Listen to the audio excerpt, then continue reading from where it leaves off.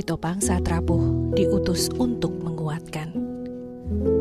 Renungan terinspirasi dari Injil Lukas bab 10 ayat 1-9. Setelah itu Tuhan menunjuk 70 murid yang lain, lalu mengutus mereka berdua-dua mendahuluinya ke setiap kota dan tempat yang hendak dikunjunginya.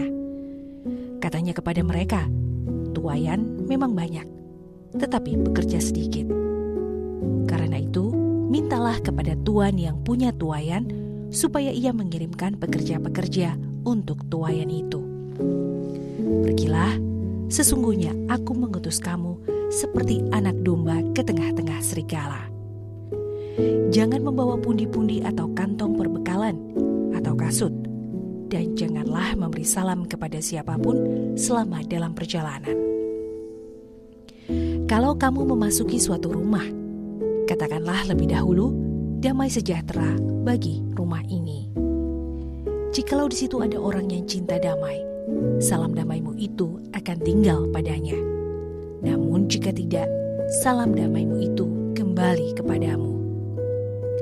Tinggallah dalam rumah itu, makan dan minumlah apa yang diberikan kepadamu, sebab seorang pekerja patut mendapat upahnya.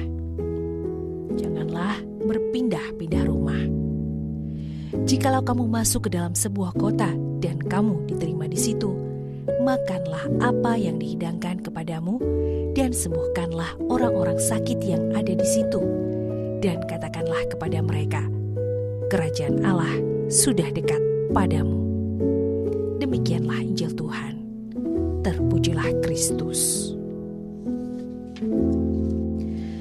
Penghujung tahun 2025 menjadi masa berat bagi saya dan keluarga. Saya harus menjalani 2 kali operasi pengangkatan tumor.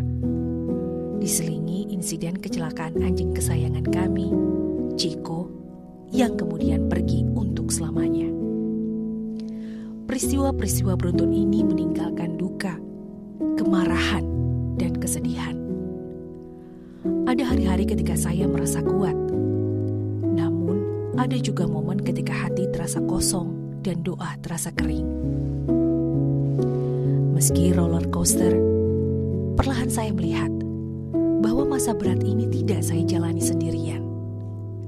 Ada warga dari lingkungan yang datang menemani saya sebelum operasi. Ada dokter dan perawat yang bekerja dengan keahlian sekaligus kehangatan. Ada sopir taksi online hingga dokter hewan yang membantu kami saat penanganan insiden Chico. Teman-teman kerja yang penuh pengertian, hingga pesan singkat dari banyak orang, bahkan dari teman lama, termasuk ibu seorang teman yang berdoa khusus untuk saya. Saya menjumpai orang-orang yang rela memberikan apa saja yang mereka miliki untuk menguatkan saya. Mereka adalah murid yang Tuhan kirim agar kehadirannya dapat saya rasakan, seperti dalam kisah Yesus mengutus 70 murid. Untuk membuka jalan baginya, Yesus mengutus para murid mendahuluinya ke setiap kota dan tempat yang hendak ia datangi. Yesus menugaskan para murid untuk tinggal bersama mereka yang menerima, memberi kuasa menyembuhkan yang sakit, dan mewartakan bahwa kerajaan Allah sudah dekat. Penyembuhan merupakan belas kasih Allah atas penderitaan manusia, serta menunjukkan kuasa dan kemuliaannya. Penyembuhan juga menyentuh pemulihan batin, kelegaan di tengah ketakutan, dan ketenangan bagi orang dalam kerapuhan. Yesus menginginkan kabar baik menjangkau tubuh, jiwa, dan seluruh keberadaan manusia. Para murid menjadi tanda kehadiran Allah di tengah rasa sakit, kecemasan, dan ketidakberdayaan. Kasih dan kepedulian yang dibawa para murid membuat kerajaan Allah hadir dan dekat.